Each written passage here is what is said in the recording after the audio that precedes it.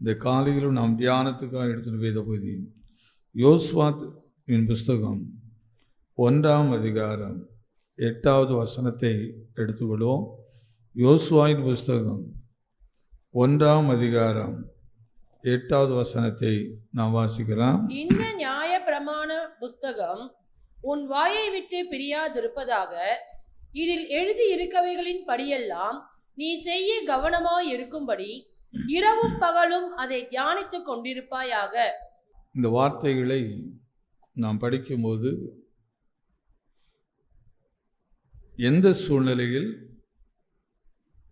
யார் இதை யாரோடு பேசுகிறார் இதை கொஞ்சம் கவனிப்போமானால், யோசுவா என்கிற ஒரு மனிதனுடைய அவனுக்கு முன்னாடி ஒரு கேள்விக்குறி இருக்கிறது.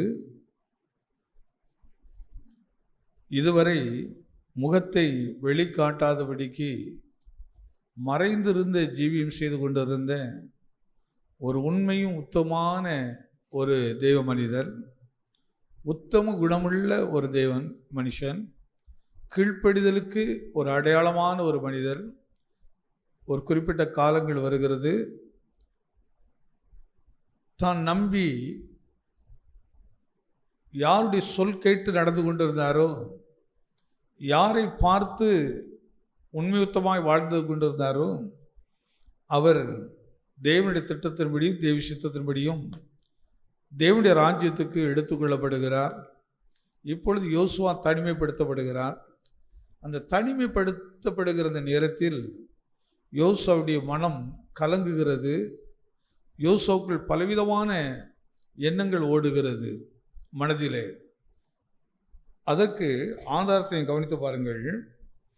6வது வசனம் விதமாக சொல்கிறது, பலன் கொண்டு திடமனதாகிரு, பலன் கொண்டு திடமனதாகிரு. அப்போ மனதில் அவர் பலனற்ற மனிதனாய் மாறுகிறார். மனதிலே அவருக்கு பலவிதமான பலகீனங்கள் வந்து அவரை தாக்குகிறது. ஏனென்றால் இப்பொழுது வழி நடத்துவதற்கு, எனக்கு முன் செல்வதற்கும் ஒரு நல்ல மேய்ப்பன் இல்லையே. இத்தனை வருஷம் ஒரு மேய்ப்பனுக்கு பின்னாடி நான் நடந்து சென்றேன். இத்தனை வருஷம் அந்த மேய்ப்பன் சொல் கேட்டு நடந்து கொண்டே இருந்தேன். ஆனால் இப்பொழுது மேய்ப்பன் இல்லாதபடியினால் திகைத்து போகிறார். திகைப்பு உண்டாகிறது, மனதில் பலகீனங்கள் வருகிறது அவருக்கு, என்ன செய்வது என்று. இப்படிப்பட்ட ஒரு நேரத்தில் தான் பரலோகத்திருக்கிற பிதா யோசுவாவினுடைய திகைப்பின் சத்தத்தை கேட்கிறார். இந்த மாத்திர தேவன் பிள்ளையின் சத்தத்தை கேட்டார். இங்கே இன்றைக்கு யோசுவா மனதில் திகைக்கிற திகைப்பை, மனதில் அவர் யோசிக்கிற எண்ணத்தை தேவன் கேட்கிறார். தேவன் கேட்டுவிட்டு இப்பொழுது தேவன் அவரோடு பேசுகிற வார்த்தை தான் இந்த வார்த்தை. இப்பொழுது அவர் என்ன வார்த்தையை சொல்லி பேசுகிறார் பாருங்கள். அந்த அழகான 8வது வசனம், இந்த நியாயப்பிரமாண புஸ்தகம் உன் வாயை விட்டு பிரியாது இருப்பதாக, இதில் எழுதியிருக்கிறபடியெல்லாம் நீ என்ன செய்ய, கவனமாயிரு என்று சொல்கிறார்.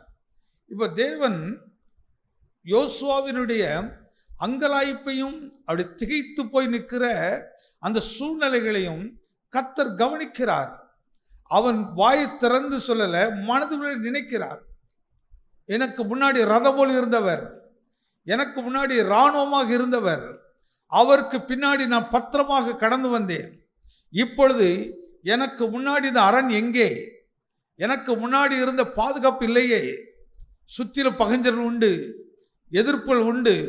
இப்படிப்பட்ட நிலையில் அவன் உள்ள திகைத்து கொண்டிருக்கும் போது அவனுடைய மனதின் அங்கலாய்ப்பு சத்தத்தை தேவன் கேட்டார். தேவன் கேட்டுவிட்டு தான் இப்பொழுது பேசுகிறார். அதனால்தான் நம்முடைய நினைவை கூட கர்த்தர் கவனித்து பதில் கொடுக்கிறவர். நம்ம கதறி அழுதால் மட்டும்தான் பேரும். அது சத்தத்தை கேட்ட பிள்ளையின் சத்தம், பிள்ளையின் சத்தம் கேட்ப காரணம் என்ன? அதுக்கு முன்பாக கவனிக்கும் போது ஆகார் சத்தமிட்டு அழுதாள். என் பிள்ளை மரிக்கிறதை காண மாட்டேன் என்று சத்தமிட்டு அழுதாள் என்று. ஆனால் கர்த்தர் பிள்ளையின் சத்தத்தை கேட்டார். இந்த இடத்துல கவனிக்கும் போது யோசுவாவுடைய மனநிலையில் ஒரு திகைத்து போய் நிற்கிறார். அந்த திகைத்து போற அந்த நிமிடங்கள் நமக்கு எப்படி இருக்கும் தெரியுமா? ஒரு செகண்டில் மிகவும் அது காயமாக இருக்கும், அது பெரிய பலிகளாக இருக்கும், அது எப்படி மரணம் நேரிடுவதை போல இருக்கும். என்ன செய்வோம் என்று அப்படியே தத்தளித்து விடுவோம், நொறுங்கி விடும் இருதயம். இந்த அனுபவத்தில் கடந்து போனவர்களுக்கு இதோடைய வலிகள் என்ன என்று தெரியும். திடீரென்று நான் நம்பியிருக்கிறவர்கள் நம்மை கைவிடும் போது, யாராவது ஒருத்தர் நமக்கு ஒரு பெரிய உதவி செய்வேன் என்று சொன்னவர்கள் திடீரென்று ஐயா என்னால் முடியாது என்று சொல்லும்போது, அல்லது அவர்கள் நமக்கு எதிராக செயல்படும் போது, அல்லது நமக்கு எதிரான ஒரு பெரிய வல்லமை எதிர்த்து வந்து நிற்கும் போது, நம்முடைய என்ன செய்வதென்று அறிய முடியாதபடிக்கு அப்படியே கலங்கி விடுவோம். ஆனால் சொன்னார், உங்கள் இருதயம் கலங்காது இருப்பதாக நீங்கள் தேவனிடத்திலே விசுவாசமாக இருங்கள். யோவான் 14 படிக்கிறோம். உங்கள் இருதயம் என்ன செய்ய வேண்டாம்? கலங்காது இருப்பதாக. அவ் கலக்கமும் பயமும் கவலைகளும் ஒரு மனிதனுக்கு எதிராக இருக்கிற சக்திகள், எதிராக இருக்கிற வல்லமைகள். பிசாசனுடைய ஒரு பெரிய தந்திரமே நம்முடைய இருதயத்தை உடைப்பது, நம் இருதயத்தை கலங்கடிப்பது, நம் இருதயத்தில் பயங்களை உண்டாக்குவது. பயம் வரும்போது பாருங்கள், ஆட்டோமேட்டிக்காகவே நாம் தவறான செயல்களை செய்ய ஆரம்பித்து விடுவோம், முடிவுகளை எடுக்க ஆரம்பித்து விடுவோம். அதனால்தான் ஒன்றுக்கும் நீங்கள் கவலைப்படாதீர்கள் என்று இயேசு நமக்கு கற்றுக் கொடுத்தார். ஒன்றை குறித்து பயப்படாதீர்கள் என்று நாம் கற்றுக் கொடுத்திருக்கிறார். ஆண்டவருடைய வாயிலிருந்து புறப்படுற ஒவ்வொரு வார்த்தைகளும் அவ்வளவு அற்புதமான வார்த்தைகள். இன்னைக்கு யோசுவாவை போல இந்த காலையில் ஒரு நம்பிக்கை அற்றவர்களாக, அல்ல யோசுவாவை போல ஒரு எதிர்காலத்தை குறித்து எப்படி இனி அடுத்த நிலைக்கு நான் கடந்து போகிறேன் என்ற ஒரு பெரிய கேள்வியோடு நிற்கலாம். அப்படிப்பட்டவர்களை இந்த காலையில் திடப்படுத்தும்படியாக கர்த்தருடைய வார்த்தை நமக்கு வருகிறது, நமக்கு நேராக வருகிறது. அதுதான் சொல்கிறார், நீ அதை குறித்துலாம் யோசிக்காதே, நான் உனக்கு ஒரு காரியத்தை கற்றுக் கொடுக்கிறேன். இந்த நியாயப்பிரமாண புஸ்தகம் என்ன செய்யக்கூடாது? உன் வாயை விட்டு பிரியவே கூடாது. அந்த வார்த்தை எவ்வளவு அருமையா இருக்கு பாருங்கள். இந்த நியாயப்பிரமாண புஸ்தகம் உன் வாயை விட்டு பிரியாதிருப்பதாக, இதில் எழுதியிருக்கவைகளின் படியெல்லாம் நீ செய்ய கவனமாய் இருக்கும்படி. ஒரே ஒரு இடத்தில் கவனத்தை செலுத்து. இந்த நியாயப்பிரமாண புஸ்தகம் வாயை விட்டு பிரிய வேண்டாம், அதில் எழுதியிருக்கிறபடியெல்லாம் நீ செய்வதற்கு என்ன செய்ய? கவனமாயிரு. அதில் மட்டும் கவனக்குறைவா இருப்போம். ஒரு குழந்தைய நம்ம அனுப்புவது சொல்லுவோம், கவனமாய் வண்டி ஓட்டு, கவனமாய் படி, கவனமாக இந்த வேலையை செய், கவனத்தை குறித்து பேசுவோம். ஆனால் என்றைக்காவது பிள்ளைகள் தெரியும், நீ கவனமாய் கர்த்தருடைய வார்த்தை கேள் என்று கற்றுக் கொடுத்து அனுப்பியிருப்போமா? நீ ஆலயத்துக்கு போகிறாய், நீ கர்த்தர் என்ன பேசினார் என்பதை நீ கவனமாய் கேட்டு என்னிடத்தில் வந்து சொல்ல வேண்டும். காலங்கள் இன்னைக்கு கிறிஸ்தவம் இதையெல்லாம் இழந்து வந்து கொண்டே இருக்கிறது. நாங்கள் சிறுவர்களாக இருக்கும்போது எங்களுடைய பெற்றோர்கள் ஆராதனை முடிந்து வீட்டுக்கு வந்த உடனே முதல் கேள்வி கேட்கிறது, இன்றைக்கு பிரசங்கியார் என்ன சொன்னார்? 4 சண்டே இருக்கும், 8 சர்வீஸ், சண்டே காலையில் சர்வீஸ் 8 சர்வீஸ் இருக்கும். காலையில் உண்டு, மத்தியானம் உண்டு. இதில் ஏதாவது ஒரு சர்வீஸில் தான் சபை ஊழியர் பேசுவார். மாதத்தில் ஒரு நாள் ஐயர் வந்து பேசுவார். மற்ற நாட்களெல்லாம் வெளியிலிருந்து யாராவது ஊழியர்கள் வந்து பேசுவார்கள். அப்பொழுது இன்றைக்கு என்ன பிரசங்கம் பண்ணினார்? சில நேரங்களில் இந்த தண்ணி மழை காலங்களில் நல்லா மீன் பிடிக்கிறதுக்கு சந்தர்ப்பம் வரும்.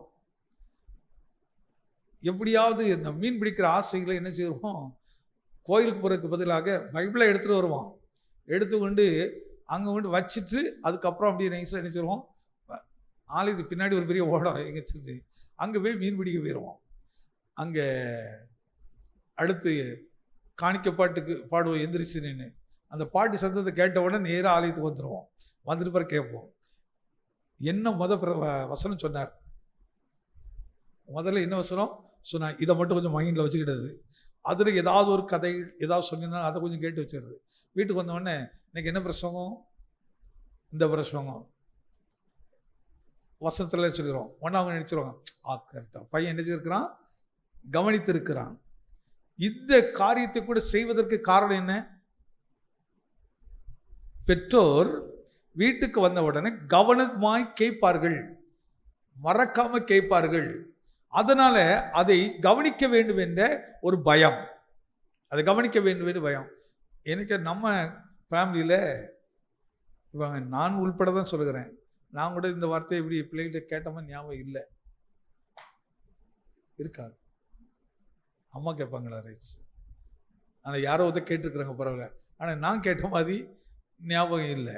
ஆனால் கண்டிப்பாக பிள்ளைகளை காலையில் நாம் அழைத்து வரும்போது வீட்டுக்கு வந்த உடனே என்ன பிரசங்கம் என்பதை நாங்கள் உன்னிடத்தில் கேட்பேன், அதை நீ சொல்ல வேண்டும். எனக்கு அடுக்கல அப்படி தானே கேட்டிருப்பீங்க நீங்கள், ஏசுராஜ் அம்மன்லாம் அன்னைக்கெல்லாம் அப்படிதான் கண்டிப்பாக கவனிச்சிருப்போம். அதனால தான் பிள்ளைகளை கருத்தாய் போதித்தார்கள், கருத்தாய் கவனித்தார்கள். இன்னைக்கு வேற விஷயத்தெல்லாம் கருத்தாய் போயிருப்போம், ஆனால் நியாயப்பிரமாணத்தை கருத்தாய் போதிப்பது இல்லை, கருத்தாய் கேட்பது இல்லை. இந்தபடி நடக்கிறாய். ஏன் ஆண்டவர் சொல்றாரு, இந்த நியாயப்பிரமாணம் வாயை விட்டு பிரியக்கூடாது என்று சொன்னா என்ன சொல்லலாம்? நியாயப்பிரமாணம் ஒரு மனுஷனுக்குள் இருக்கும்போது அவன் தவறு செய்வதில்லை, அவன் தவறு செய்வதற்கு பயப்படுவான், தவறு செய்ய பயப்படுவான். அதாவது பாவம் செய்யாதபடிக்கு நம்மை இந்த நியாயப்பிரமாண புஸ்தகம் காத்து கொள்ளுகிறது. எதுக்கு இஸ்ரவேலருக்கு நியாயப்பிரமாண புஸ்தகத்தை கற்றுக் கொடுத்தார்? பொய் சொல்லாதிருப்பாயாக. இப்போ நம்ம பொய் சொல்றோம்னு வச்சுக்கங்களேன், உடனே இந்த நியாயப்பிரமாணம் நம்ம வாயில் இருந்தா இந்த வார்த்தை உடனே என்ன சொல்லும்? மகனே, நியாயப்பிரமாணம் என்ன சொல்லுது? பொய் சொல்லாத நீ சொல்லுதே, நீ இப்படி பொய் சொல்றியே அப்படிங்கும். உணர்த்தும். உணர்த்தின உடனே நாம் அந்த தவறை திருத்திக் கொள்ளுவோம், அந்த தவறை செய்யாதபடிக்கு திருத்திக் கொள்ளுவோம். ஏன்னா தவறு செய்வதற்கு நிறைய வாய்ப்புகள், என்ன யோசுவா, நிறைய வாய்ப்புகள் இருக்குது. அப்போ இந்த புஸ்தகத்தின் தன்மை நமக்குள்ள இருக்குமானால், இந்த நியாயப்பிரமாணம் நமக்குள்ள இருக்குமானால் அதுதான் நமக்கு வழிகாட்டி. இப்போ ஒரு காரியத்தை வழங்கிடுவோம். நம்ம இந்திய தேசத்துக்கு என்று சட்டம் இருக்கிறது, ஒரு சட்டம் இருக்கிறது. ஒரு மனிதன் ஒரு வாகனத்தை ஓட்ட வேண்டுமானால் அவன் கையில் இருக்க வேண்டியது என்னது? லைசன்ஸ். இதை லைசன்ஸ் வைத்து வண்டி ஓட்டினால் என்ன இல்லை? தவறு இல்லை. ஆனால் லைசன்ஸ் இல்லாமல் வண்டி ஓட்டுவது தவறு. இப்ப தவறு என்று எப்படி நமக்கு தெரிகிறது? லைசன்ஸ் வைத்திருக்கிறவரை விட வைக்காதவன் நல்லா ஓட்டுவார்கள். அவன் வண்டி ஓட்டுவதில் எந்த பிழை இருக்காது. ஆனால் சட்டம் என்ன சொல்கிறது? இதை ஓட்ட வேண்டுமானால் அரசிடத்திலிருந்து இந்த லைசன்ஸை நீ வைத்திருக்க வேண்டும். நீ எலக்ட்ரிசிட்டியை பயன்படுத்த வேண்டுமானால் அதற்கு நீ என்ன செய்ய வேண்டும்? பில் கட்ட வேண்டும். சட்டம் இருக்கிறது. பரிசுத்த வாழ்க்கைக்கும் தேவனுடைய பிள்ளைகளாய் வாழ்கிறவர்கள், தேவனுடைய பிள்ளை யாரு, தேவனுடைய பிள்ளை அற்றவர்கள் யார் என்பதை நாம் இந்த பூமிக்கு வெளிப்படுத்துவதற்கு தான் நியாயப்பிரமாணம் என்கிற சட்டத்தை கர்த்தர் வைத்திருக்கிறார். ஒரு பிரமாணத்தை நம்ம கையில் கொடுத்திருக்கிறார். அப்போ இங்க யோசுவாவுக்கு கட்டளை கொடுக்கிற காரியத்தை பாருங்கள், இதுதான் விலகக்கூடாது. நான் மோசே மேல கொடுத்திருக்கிறேன், மோசே இதுபடி நடந்திருக்கிறார், அதே போல நீயும் நட. நான் மோசையோடு போல உன்னோடு இருப்பேன். நீ பயப்பட வேண்டிய அவசியம் இல்லை, நீ கலங்க வேண்டிய அவசியமே இல்லை. அப்போ நான் உன்னோடு இருக்க வேண்டுமானால் இந்த நியாயப்பிரமாண புஸ்தகம் உன் வாயை விட்டு பிரியவே கூடாது. அப்போ இது உன்னிடத்து இல்லை என்றால் நானும் உன்னோடு இல்லை, நான் மோசையோடு இருந்தது போல உன்னோடு இருக்கவே முடியாது. அதனால இந்த வார்த்தை சொல்கிறாரு, பலன் கொண்டு திடமனதாக இரு, இந்த ஜனத்தின் பிதாக்களுக்கு நான் உன்னை கொடுப்பேன் என்று ஆணையிட்ட தேசத்தை நீ இவர்களுக்கு பங்கிடுவாய். உன்கிட்ட ஒரு பெரிய வேலையை கொடுத்திருக்கிறேன். இது மோசைக்கு கொடுத்த வேலை. ஆனா மோசைக்கு பின்பு இந்த வேலையை நீ செய்ய போகிறாள். இதை செய்யணும் அப்படின்னா நியாயப்பிரமாண புஸ்தகம் ரொம்ப அவசியம். ஏன் நியாயப்பிரமாண புஸ்தகம்? நீ பங்கிடுகிறவனா இருக்கிறபடினால், நீ எல்லாருக்கும் முன்மாதிரியா இருக்கிறபடினால் உன்னிடத்தில் என்ன செய்யக்கூடாது? இந்த 10 கற்பனைகளும் உனக்குள் இருக்க வேண்டும். இந்த 10 கட்டளைகளை நீ கைக்கொள்ள வேண்டும். இதன்படி நடந்தால் நான் உனக்கு துணையாக இருப்பேன். உன் வேலை ரொம்ப லேசாக இருக்கும். இப்போ நமக்கு வேலைகள் சில நேரத்தில் ரொம்ப கடினமாக இருக்குது, கஷ்டமா இருக்குது. ஒரு சின்ன வேலை கூட ரொம்ப கடினமாக, ஐயோ இந்த வேலையை எப்படி செய்கிறது? பெரும்பகுதியாக ஃபேமிலியை நடத்துவதே இன்னைக்கு ரொம்ப கடினமாக இருக்கிறது என்று சொல்கிறார்கள். ஆனால் ஒரு உண்மை உள்ள தேவனுடைய பிள்ளைகளுக்கு ஒரு ஃபேமிலியை நடத்துவது ரொம்ப கடினமான வேலை கிடையாது. ஒரு உண்மை உள்ள பிள்ளைகளுக்கு நியாயப்பிரமாணத்தின்படி, நியாயப்பிரமாணத்துக்கு இவ்வளவு பெரிய வல்லமை உண்டு. ஆனா கிறிஸ்துவின் பிரமாணம் இன்னும் சிலர் நினைக்கிறாங்க கிறிஸ்துவின் பிரமாணம் ஈஸியா, நியாயப்பிரமாணம் ஈஸி. நியாயப்பிரமாணம் கடினமா, கிறிஸ்துவின் பிரமாணம் கடினமா? கிறிஸ்துவின் பிரமாணம் தான் ரொம்ப கடினம். எப்படி இருக்க தெரியுமா? இங்கே கொலை செய்யாதிருப்பாயாக, நீ செய்கிற வர என்ன கிடையாது, பாவம் இல்லை. ஆனா கிறிஸ்துவின் பிரமாணம் நீ மனதில் நினைக்கும் போதை யாராக மாறிவிட்டாய்? பிறனுடைய பொருளை இச்சியாதிருப்பாயாக. ஓல்ட் டெஸ்ட் படி, நியாயப்பிரமாணம் படி அதை இச்சித்து அதை எடுத்தால்தான் பாவம். ஆனால் நீங்க மனதிலே நினைத்தாலே பாவம். இந்த பூரண பரிசுத்தம் என்று பேசுறேன்ல, பூரண சத்தியம் என்று சொல்ற பாருங்க. இந்த பூரணங்கிறது எப்படி வருது? கிறிஸ்து மூலமாய் வருகிறது. அப்போ கிறிஸ்து மூலமாய் வரும்போது, அதனாலதான் இந்த உபதேச கடினம் என்று இஸ்ரவேலுக்கு சொன்னார்கள். இதை யார் பின்பற்றுவார்கள்? நிறைய பேர் போயிட்டாங்க, அப்படியே நிறைய பேர் போயாச்சு. இன்னைக்கும் இந்த பிரமாணத்தின் அடிப்படையில் தேவனை ஆராதிக்கிறவர்கள் சிலர் தான். இந்த பிரமாணத்தின்படி கர்த்தருடைய நாமத்தை தொழுது கொள்கிற குறைவானவர்கள் தான். ஆனா உலக வழிபாட்டின்படி கர்த்தரை தேடுகிறவர்கள் அதிகமானவர்களுக்கு. ஆனா இதனுடைய வித்தியாசம் எப்பொழுது தெரியும் என்று சொன்னால், அந்த பொன் புடமிடுவதை போல அந்த சோதனை காலங்களில் தான் தெரியும். பாருங்க, சோதனை காலங்களில் தான் இவைகளெல்லாம் விளங்கும். அருமையான தேவ மனுஷர் பாலாசி லாரியே, அது நிறைய திரும்ப சொல்லியிருக்கிறேன். ஆனாலும் சில விஷயங்கள் இருக்கும். இந்த சோதனைகள் வரும்போது தான் எப்படி இருக்கும் அப்படின்ட்டு நீங்க ஆராய்ந்து பார்க்க முடியும். நான் ரெண்டு விஷயம், ஒன்று கஷ்டப்பட்டு வருத்தினால் வர சோதனை ஒன்று, இன்னொன்று ஐஸ்வர்யத்தினால் வருகிற சோதனை ஒன்று. இந்த ஐஸ்வர்யத்தினால் வருகிற சோதனை, அதனால தான் ஏசு சும்மா சொல்லுங்க, ஐஸ்வர்யவான் தேவனுடைய ராஜ்யத்துக்குள் பிரவேசிப்பது அரிதாயிருக்கும். எளிதாக இல்லை, அரிதாயிருக்கும். அரிதுன்னா என்ன?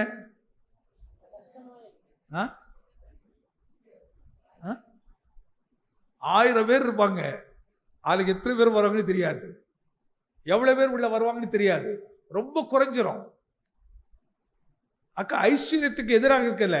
ஐஸ்வர்யத்தின் உலகத்தின் அடிப்படையில் ஐஸ்வர்யத்தை நேசிக்கிறவர்களுடைய எண்ணம், செயல்கள் எப்படி இருக்கணும்? மற்றவர்களை வேதனைப்படுத்துகிற அடிப்படையில் அது வரும். ஆனா கர்த்தரின் ஐஸ்வர்யம் அப்படி இல்லை. நீ நினைக்கவே மாட்டா, நீ விரும்பவும் மாட்டா, ஆனா அது உன்னை தேடி வந்துட்டே இருக்கும், அது உன்னை தேடி வரும். அதனாலதான் கர்த்தரின் ஆசீர்வாதமே ஐஸ்வர்யத்தை தரும். அதனோட கர்த்தர் என்ன செய்யறது இல்லை, அது எவ்வளவு இருந்தாலும் அதை குறித்து பெரிய மகிழ்ச்சி உனக்கு இருக்காது. அதே போல இல்லாவிட்டாலும் பெரிய மகிழ்ச்சி வருத்தமும் இருப்பதில்லை, அதை குறித்து பெரிய நாட்டம் இருப்பதில்லை. அதனால்தான் ஊசியானது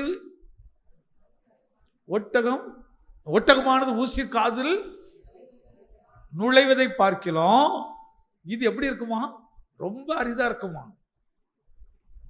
அப்போ ஐஸ்வர்யம் தேவனுடைய ராஜ்யத்துக்கு போறதற்கு தடையா இருக்கு. உடனே இப்படி எடுத்து, அப்படின்னா நம்மலாம் தரித்திரனா இருக்கணுமா, பிச்சைக்காரனா இருக்கணுமா? எங்கேயாவது இயேசுவானவர் நம்மளை பிச்சைக்காரனா இருக்குன்னு சொன்னாரா? பிச்சை எடுக்கணும்னே வாணிதான் சொன்னாரு, வருத்தப்பட்டு வாரசுக்கிறவனே வாணிதான் சொன்னாரு, உனக்கு நான் இளைப்பாறுதலை தருவேன்னு சொன்னாரு. ஆனா அதே ஆண்டவர் சொல்கிறார் பாருங்கள், இல்லாதவைகளை இருக்கிறதை போல அழைக்கிறவர் அவர், இல்லாத இருக்கிறவாதி அழைக்கிற தேவன். நம்மள வறுமையிலும் தரித்திரத்துக்கு அதை சொல்லலை. ஆனா என்ன விஷயம் சொல்கிறாரு? நீ தேவனிடத்தில் ஐஸ்வர்யவானாக இரு, பரிசுத்தம் உள்ளதில் ஐஸ்வர்யவானாக இரு, கீழ்ப்படிதலே ஐஸ்வர்யம் உள்ளவனாக இரு. இவைகளெல்லாம் ஒரு நல்ல ஒரு தேவனுடைய பிள்ளைகளுக்கு ஒரு பெரிய சந்தோஷம் தெரியுமா? நாளைக்கு எனக்கு ஒரு தேவை இருக்குது, அந்த தேவையை நாளைக்கு எனக்கு ஆண்டவர் சந்திப்பார். நீங்க இந்த இடத்துல எத்தனை பூரணமா விசுவாசமா இருக்கிறீங்க? எத்தனை பேர் இருக்கிறீங்க? உண்மை நாளைக்கு வந்து கவலை இல்லை, நாளைக்கு வந்து கவலை இல்லையா? இருக்குதா இல்லைங்க? ஐயோ, ஒரு சின்ன விஷயம் கிடைக்கலன்னா கூட நமக்கு என்ன கவலை வந்துருது, ஆக்ரோஷமா மாறிடுவோம். என்ன மிருக மாதிரிலாம் மாறிடுவோம் பாருங்க. ஒரு விஷயம் கிடைக்கலன்னா இவைகளெல்லாம் மாறணும்னா நியாயப்பிரமாண புஸ்தகம் வாயில் இருக்கணும். ஆனால் நம்ம நினைக்கிறோம் நியாயப்பிரமாண புஸ்தகம் தான் கடினம், இது லேஸ் அப்படி நினைக்கிறோம். ஆனால் இது லேசான காரியம். எப்போ லேசான காரியமாக இருக்குன்னு சொன்னால், நான் கிறிஸ்துவுக்குள்ளும், அதாவது இப்படி எடுத்துக்கலாம், என் வார்த்தை எங்க இருக்கணும்? உங்களுக்குள். கிறிஸ்துவோட வார்த்தை எனக்குள்ள வந்துருச்சு சொன்னா, கிறிஸ்து எனக்குள்ள இருக்கிறாரு. இப்ப எனக்குள்ள கிறிஸ்துவை குறித்த சிந்தை வந்துச்சு. இப்ப நான் புது சிருஷ்டியா மாறுகிறேன். இப்ப எனக்கு பழையவைகள் எல்லாமே என்ன செய்யறது? ஒழிஞ்சு போகுது. இப்ப ஒரு கிறிஸ்துவி சாயல் வரும்போது இயேசுவானவர் எங்கேயாவது யாரையாவது பட்டயத்தை எடுத்து வெட்டுன்னு சொன்னாரா?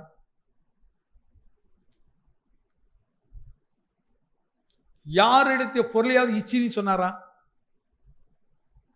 யாரோட சண்டை போட்டு சொன்னாரா? இயேசுவோட போதனை எப்படி இருந்துச்சு? ஒருவன் உன்னை ஒரு மைல் நடக்க வைத்தால் நீ அவனோடு என்ன செய்ய? உன்கிட்ட ஒரு வஸ்திரத்தை எடுக்க விரும்பினால் கடினமா ஈஸியா? எப்படி இருக்குது? எனக்கு முடியுமா முடியாதுன்னு நினைக்கிறீங்களா? கிறிஸ்து எனக்குள்ள ஜீவிக்கும் போது, நான் உண்மையுள்ள கிறிஸ்தவனாக இருக்கும் போது, இந்த வார்த்தையை ஏன் அடிக்கடி சொல்லணும்னு, இது கடினமான உபதேசம் என்று கற்றுக்கொண்டார்கள், விளங்கினார்கள். அதனால் அவரை விட்டு விலகினார்கள். இன்னைக்கு நீங்க உண்மை சத்தியத்தை சொல்லி பாருங்கள், சபைக்குள்ள வர ஆத்துமால் கம்மியா தான் இருக்கும், குறைஞ்சுக்கிட்டே இருக்கும். கர்த்தர் 1000 மடங்கு ஆசீர்வதிப்பார் சொல்லி பாருங்கள். நீ எப்படியாவது நீ எந்த நிலையில் இருந்தாலும் கர்த்தர் ஆசீர்வதிக்கிறவர் என்று சொல்லி பாருங்கள். மனிதனுக்கு ஏற்றதாய் தெரியும், அது பிரியமாக தெரியும், அது மனிதனுக்கு வாஞ்சி உள்ளதாய் தோன்றும். ஆனால் அதே நேரத்தில் உபதேசத்தை சொல்லி பாருங்கள், கிறிஸ்து வார்த்தையை சொல்லி பாருங்கள், இருதயத்தை அது கலங்கடிக்கிறதா இருக்கும். எப்படி இருக்க முடியும்? எப்படியா செய்ய முடியும்? இதெல்லாம் செய்யவே முடியாது. இது கடினமான உபதேசம். இயேசுவை விட்டு ஒரு குரூப் பெரிய கும்பல் பின்னாடி வந்துச்சுது. ஆனா கடைசியில இயேசுவோடு இருந்தவர்கள் சில கூட்டங்களே. அதனாலதான் நம்ம இந்த விளங்குறோம், தேவனுடைய ராஜ்யத்தில் போறது சின்ன கூட்டம் தான் இருக்கும், ஒரு சிறு கூட்டம் தான் இருக்கும். இவைகள் தான் இந்த உலகத்தை வெறுத்தவர்களாக இருப்பார்கள், சுயத்தை வெறுத்தவர்களாக இருப்பார்கள், சுய இச்சைகளை வெறுத்தவர்களாக இருப்பார்கள். அவர்கள் ஐஸ்வர்யத்தில் சந்தோஷப்படாமல் கிறிஸ்துவை நினைத்து சந்தோஷப்படுகிறவர்கள், கிறிஸ்துக்களை மகிழ்ச்சியா இருக்கிறவர்கள், கிறிஸ்துவை நினைத்து. இப்போ கிறிஸ்து ஆண்டவர் சொல்ல பாருங்க, மனுஷன் அப்பத்தினால் மாத்திரமல்ல தேவனுடைய வாயிலிருந்து புறப்படும் ஒவ்வொரு வார்த்தையினாலும் பிழைப்பான். இப்ப வீட்டுக்குள்ள பூரி போடுறதுக்கு மாவு இல்லை, சப்பாத்தி போடுறதுக்கு மாவு இல்லை. இப்போ பாஸ்டர் வந்து சொல்றாரு, அதெல்லாம் கவலைப்படாத சிஸ்டர், நான் பிரசவம் பண்றேன், நீ கேளுங்க. நீங்க பிரசவம் பண்றேன், நான் பிரசவம் பண்றேன், நீங்க கேளுங்க. இதை கேட்டாக்கி அற்புதம் நடக்கும், உங்களுக்கு ஆச்சரியம் நடக்கும். பாலசிலாரி ஒரு முறை ஒரு மரித்த சரீரத்தை இப்படிதான் எழுப்பினாரு. எப்படிதான் எழுப்பினாரு? மரித்த சரீரத்தை முன்னாடி பேசினாரு, பேசிட்டு எழுப்ப வச்சாரு. அதனால்தான் பெரிய பெரிய செல்வந்தர்கள் அவர் பின்னாடி போனாங்க. பாலசிலாரிக்கு பின்னாடி போனவங்க எல்லாம் ஏழை எளியவங்க கிடையாது, டாக்டர்ஸ், இன்ஜினியர்ஸ், பெரிய பெரிய செல்வந்தர்கள், தொழிலதிபர்கள் அவர் பின்னாடி போனார்கள். தங்கள் ஆஸ்தியெல்லாம் கொண்டு வைத்தாங்க, முக்கடலில் கொண்டு அவருடைய ஆசிரமத்தில் கொண்டு எல்லாத்தையும் கொண்டு வைத்து காத்திருந்தார்கள். அன்னைக்கு கூட ஒரு பாஸ்டர் சொன்ன ராஜா யாரோ ஒருத்தர் ஒரு இதில் சொல்லியிருந்தார், யாரோ ஒருத்தர் சரி ஞாபகம் இல்லை, அது சொன்ன தேவனுடைய வல்லமைக்காக காத்திருந்தார்களாம். இதெல்லாம் சரி கொஞ்சம் விளங்கிடுங்க. சில நேரங்க ஆண்டவர் எனக்கு வல்லமை தரணும் வாசம் உட்காந்து ஜெபம் பண்ணுவீங்க. சரியான ஆயத்தை இல்லாமல் நீ வல்லமை காத்திருந்தீங்கன்னா வேற வல்லம் உள்ள வந்துடும். பாலசிலாரி அவர்கள் தனக்கு வல்லமை வேண்டும் என்று, தனக்கு அதிகமான வரங்கள் வேண்டும் என்று உபவாசித்து காத்து கொண்டு இருக்கும்போது அவருக்கு ஒரு தரிசனம் கிடைச்சி, அந்த தரிசனத்தில் தேவன் பரலோகத்திலேயே இருக்க முடியாமல் அவர் இறங்கி வந்ததாகவும் அவர் தனக்குள்ளே வந்ததாகவும் நினைத்தபடினாலே அடுத்து இவருடைய மனதில் நான் தான் கடவுள் என்று சொல்ல ஆரம்பித்தார். தரிசனம் எல்லா தரிசனம் தேவனிடத்து வர்றதில்லை, எல்லா தரிசனம் கர்த்தர் காட்டுறது இல்லை. மன பரிசுத்தம் இல்லாமல் நீ ஆண்டவரே வரங்களை தாரோம் என்று நீ காத்திருந்தாயினால், சரியான அனுபவம் இல்லாமல் ஆண்டவரை நீ ஆசீர்வதியும் என்று சொன்னால் பிசாசு உன்னை ஆசீர்வதிக்கும், பிசாசு உன்னை உயர்த்தும், உன்னை உயர்ந்த இடத்தை கொண்டு வந்து அப்படியே உன்னை என்ன செய்யும், தலைகீழா கொண்டு போய்விடும். இயேசுவை கூட பிசாசு என்ன செய்திருப்பார்கள், ஒரு உயர்ந்த இடத்துக்கு கொண்டு நிறுத்திவிட்டு கேட்கிற கேள்வி, நீ என்னை வணங்கினால் இவைகள் எல்லாவற்றையும் உனக்கு கொடுக்கிறேன். இயேசுவான உடனே என்ன சொன்னாரு, என்ன வார்த்தையை பயன்படுத்தினாரு, அவர் சொன்னதுக்கு அப்படி கீழ்ப்படிந்தாரா? என்ன வார்த்தையை பயன்படுத்தினார்?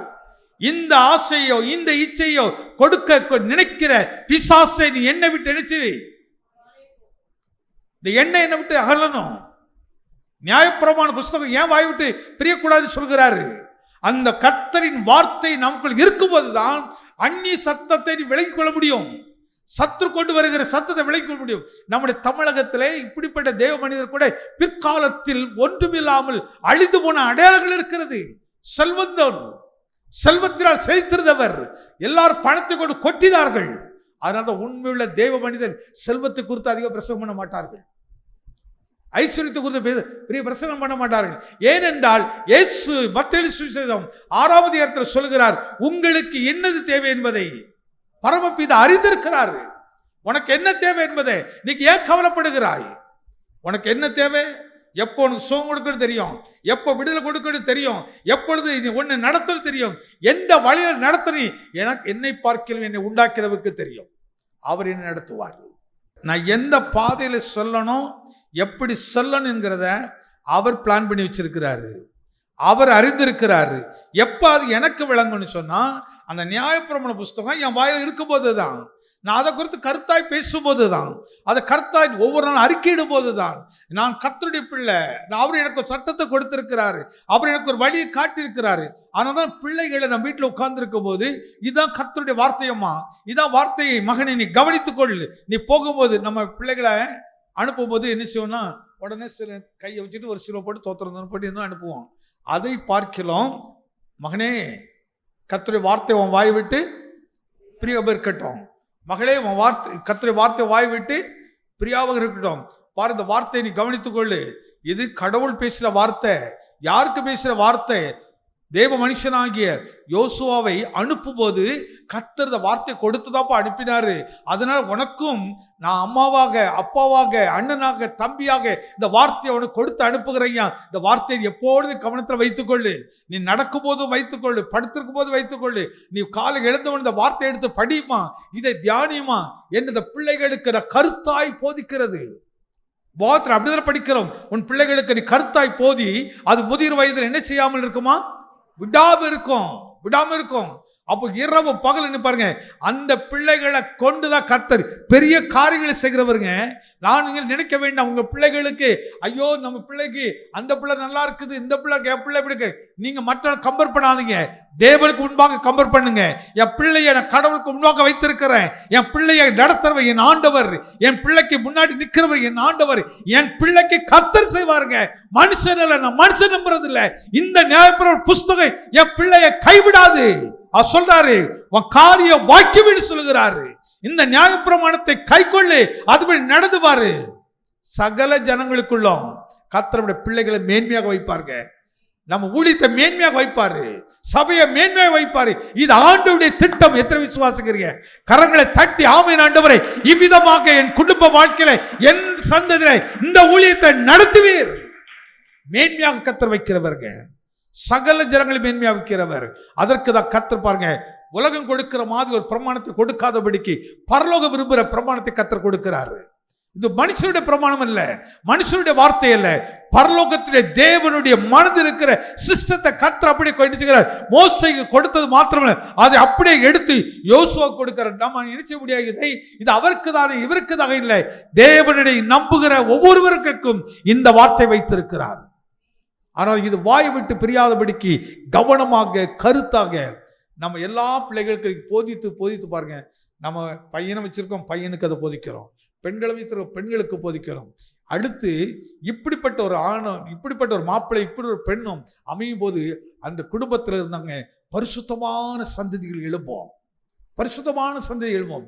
இப்படிப்பட்ட அதனால நாம் சபைக்குள்ளே கூட பாருங்க, ஏதோ எல்லாரையும் வர சேர்க்கிறாது இல்லை, தேவன் உள்ளே வந்து வசனத்தை கேட்டு மாற்றப்பட நம்ம அதுக்கப்புறம் அவங்கள போய் அழைக்க வேண்டியதே இருக்காது. அவங்கள போய் வீடு வீடாக போய் வார போய் விசிட் பண்ணி வாங்கன்னு கூட வேண்டியது இருக்காது. அவர்களுடைய இருதயம் அனல் கொள்ளும். நான் ஆண்டோடைய வார்த்தை கேட்கணும், ஆண்டவர் என்னோடு பேசுவார், அனல் கொண்டு நான் இத்தனை மணிக்கு வாருங்க அத்தனை மணிக்கு இல்லை, தானாகவே எழுப்புதல் அடைய பாருங்கள். என் ஆண்டவருடைய வார்த்தை எனக்கு வேண்டும், அவருடைய ஆலோசனை எனக்கு தேவை. உள்ளம் அனல் கொண்டு எழுப்புங்க. யோசுவாவுக்கு அப்படியே மோசே கொடுத்தது எடுத்து அப்படியே வைக்கிறாரு. இதாங்க பெரிய அபிஷேகம். எத்தனை நம்புறீங்க? இன்றைக்கு எனக்கு கர்த்தர் அபிஷேகித்த வார்த்தை கொடுக்கறன்னு நம்புறவர்கள் மட்டும் எல்லாரும் ஸ்தோத்திரத்தோடு நன்றி செலுத்துங்க. எல்லா வாய்த்த ஸ்தோத்திரை. கர்த்தர் எனக்காக, என் குடும்பத்துக்காக, என் சபைக்காக, என் தேசத்துக்கு என்னை பயன்படுத்தும்படியாக கொடுக்கிற வார்த்தை.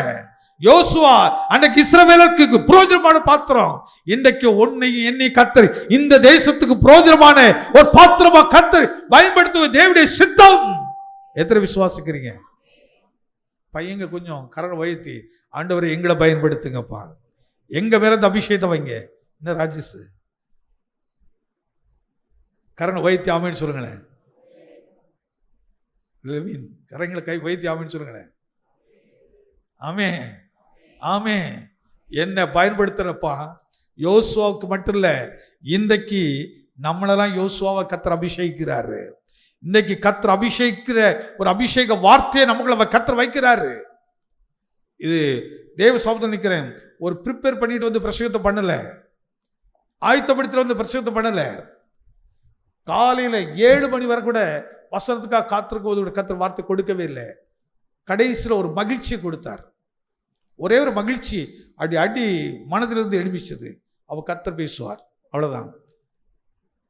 நான் 7 மணிக்கு அங்கே இருக்கணும், 7 மணி வரை இங்கே தான் இருந்தேன். அடுவரே ஒரு வார்த்தை கூட இல்லாமல் எப்படி போகிறது? ஆனால் ஒரு மகிழ்ச்சி கர்த்தர் கொடுத்தார். மகிழ்ச்சின்னு சொன்னால், இவன் ஒரு காரியத்தை நம்ம செய்து முடிச்சிட்டோன்னா எஜமான பார்த்தோன்னே என்ன செய்வோம்? சிரிப்போம். சிரித்த உடனே நல்ல எஜமானுக்கு விளங்கிறோம், என் பிள்ளை நான் சொன்னதை முடிச்சுட்டான். ஆமே. அதே போல் அப்பா முகத்தை பார்த்த உடனே பிள்ளைக்கு தெரியும். அங்கேருந்து வரும்போது நாங்களாம் கிராமத்தில் பாருங்க, பஜாருக்கு டவுன்லாம் பக்கத்தில் கிடையாது, 5 கிலோமீட்டரு 4 கிலோமீட்டர் அப்படி தள்ளி போனோம். எங்கள் அப்பா அங்கேருந்து வரும்போது அப்படி சைக்கிளில் இறங்கி அப்படி வரும்போது அப்படியே சிரிச்சாங்கன்னா தெரியும் வடை வருது அப்படின்னு தெரியும். அதெல்லாம்